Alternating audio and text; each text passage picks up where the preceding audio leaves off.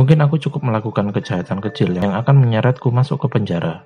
Malam hari itu, aku lalu pergi keluar berjalan di tengah keramaian kota. Siapa tahu aku akan menemukan sesuatu. Di tengah keramaian itu, ada seorang wanita yang agak tua, terlihat membawa tas yang sangat bagus. Mungkin ini kesempatan, aku akan merampoknya dengan senjata yang sudah aku siapkan. Dengan segera aku menjambret tas wanita itu, aku lalu lari sekencang-kencangnya. Tapi siapa sangka wanita itu bisa mengejarku dan menghentikanku. Aku tak bisa lari secepat dulu. Mungkin aku juga sudah tua. Entah mengapa dengan refleks aku lalu membunuhnya. Padahal niatku hanya ingin tertangkap dan masuk ke penjara lagi. Tak lama kemudian, aku dihajar massa dan polisi lalu datang membawaku. Ternyata wanita yang kubunuh adalah pejabat penting, membuatku mendapat hukuman yang sangat berat. Aku dibawa ke penjara Free Prison. Dulu waktu di penjara yang lama, kami pernah bercerita tentang penjara ini, penjara paling kejam di negara ini. Tak ada seorang pun yang keluar dari penjara ini dalam keadaan yang baik. Tak ada satupun napi yang merasa betah, bahkan ingin balik seperti yang terjadi di penjara biasa. Ada yang berkata bahwa ada yang pernah keluar dari penjara ini dengan gila. Banyak napi yang tak kuat hingga akhirnya banyak dari mereka yang bunuh diri. Aku tak menyangka akan masuk ke penjara ini. Harusnya hal bodoh itu tak aku lakukan. Aku harusnya bersyukur karena telah bebas dari penjara dan menjalani sisa hidup dengan tenang. Para napi yang akan dibawa ke tempat ini, matanya ditutup. Tak ada yang pernah tahu lokasi pastinya penjara ini. Sudah hampir 10 jam aku rasa menempuh perjalanan ini. Aku yang sudah menahan lapar dari tadi, tak tahu akan sampai kapan sampai tujuan. Hingga entah aku tak tahu berapa lama menempuh perjalanan ini. Lapar, haus, dan tubuhku terasa lemas.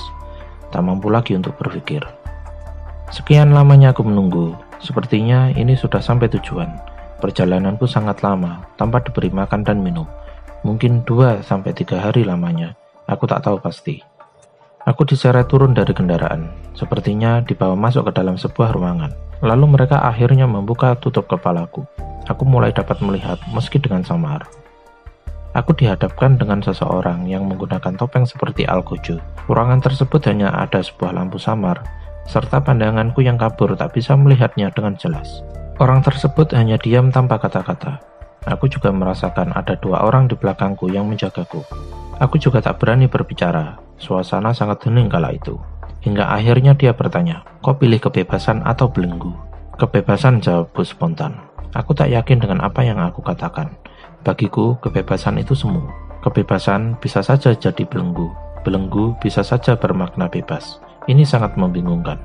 Ia lalu memberiku sebuah minuman, dan ia menyuruhku untuk meminumnya. Aku yang dari tadi lapar dan haus, tanpa ragu lagi meminumnya. Lagi pula ini hanya air putih biasa. Setelah sesaat aku meminumnya, tiba-tiba aku merasakan cahaya yang sangat terang di depanku, dan aku merasa tak sadarkan diri. Setelah siuman, aku mendapati diriku sedang berada di suatu tempat, tepatnya di sebuah hutan. Apakah aku dibuang di sini? Di manakah ini? Aku melihat di depanku ada sebuah roti dan sepucuk surat. Lalu aku memakannya dan membaca surat tersebut.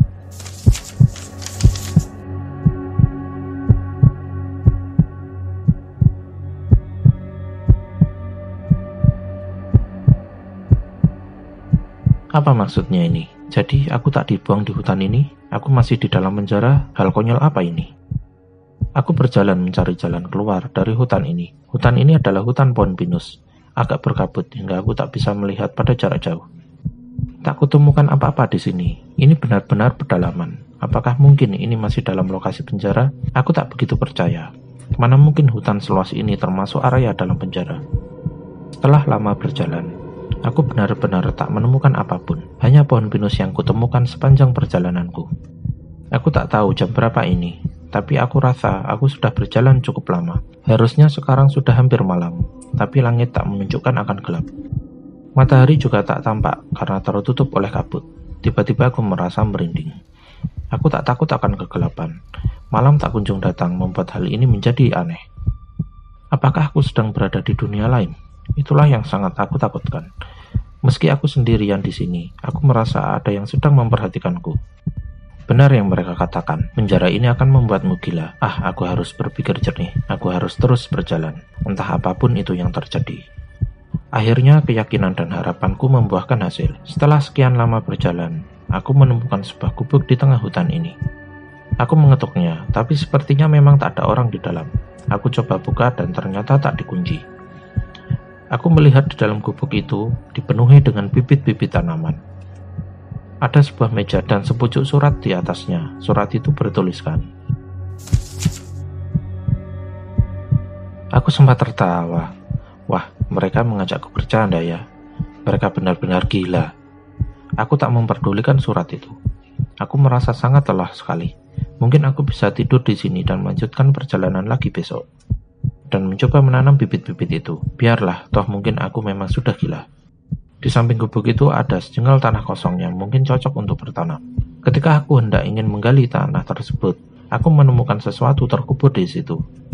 Di dalamnya berisi daging sapi mentah dan sepucuk surat. Surat itu berisi,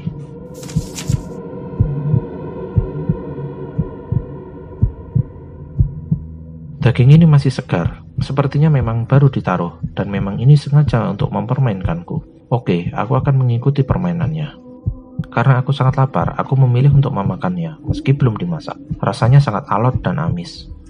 Setelah memakannya, aku melanjutkan perjalanan lagi mencari jalan keluar, atau lebih tepatnya, petunjuk selanjutnya. Selagi berjalan, aku berpikir, jika aku makan daging itu artinya aku memilih lari. Apa ya maksudnya? Tiba-tiba aku merasakan tanah ini gempa, seperti ada sekumpulan bison lari yang akan mendekatiku. Karena panik, aku segera lari. Mungkin ini yang dimaksud. Sambil lari, aku menoleh ke belakang. Ternyata itu bukan bison, itu seekor kecoa. Kecoa yang amat besar, sebesar ukuran bison dewasa. Aku lalu berlari sekencang-kencangnya hingga ku dapati sebuah gua kecil di depanku dan aku memasukinya. Ukuran kecoak yang sangat besar tak bisa mengejarku hingga masuk ke dalam gua. Aku selamat. Ternyata di dalam gua tersebut aku menemukan sebuah surat lagi. Akhirnya petunjuk berikutnya.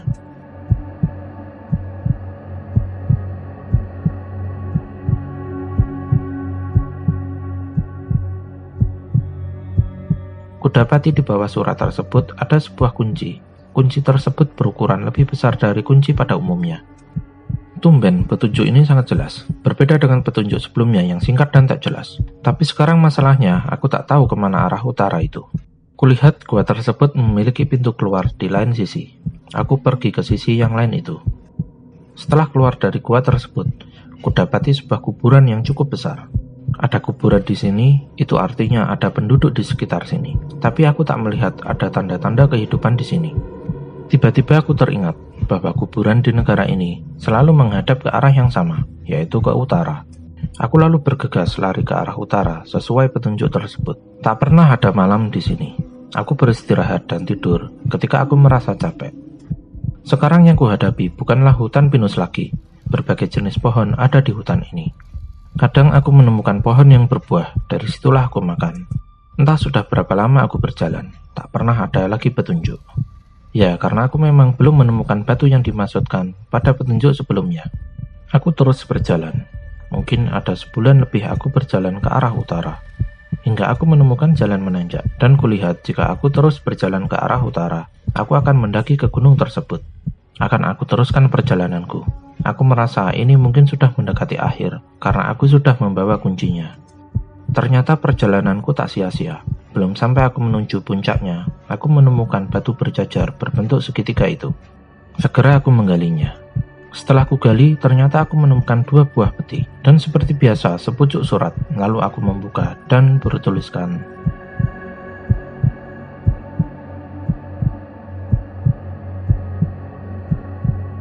lalu kulihat ada tulisan pada setiap peti tersebut.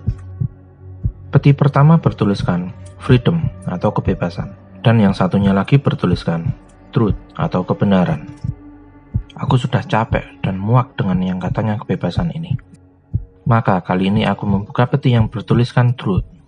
Langsung kubuka peti bertuliskan truth itu. Di dalamnya berisikan sebuah teleskop. Tak ada surat. Apa maksudnya ini? Aku kembali dibuat bertanya-tanya. Ku ambil teleskop itu dan kupanjangkan. Lalu kupakai untuk melihat ke sekitar. Teleskop ini bisa melihat tempat yang sangat jauh. Bahkan aku bisa melihat gua di mana aku pernah mendapatkan kunci peti ini. Namun, selain itu aku tak menemukan apapun. Hanya hamparan luas hutan yang tak berujung. Aku mencoba berpikir lagi. Melihat dari bentuknya, ini seperti teleskop bintang. Di langit yang tak pernah ada malam ini, mana mungkin aku bisa melihat bintang. Tapi aku terkejut setelah melihat ke arah langit dengan teleskop ini. Aku melihat wajah seorang di langit itu, tersenyum menatapku, seperti seorang raksasa yang menggenggam bumi. Diriku gemetar, itu bukan raksasa. Dirikulah yang mengecil. Itulah mengapa aku melihat alam ini tak lazim, seperti kecoak yang berukuran sangat besar, atau tempat ini yang tak kunjung malam. Ternyata selama ini aku berada di miniatur hutan kecil ini. Selama ini mereka mengawasiku.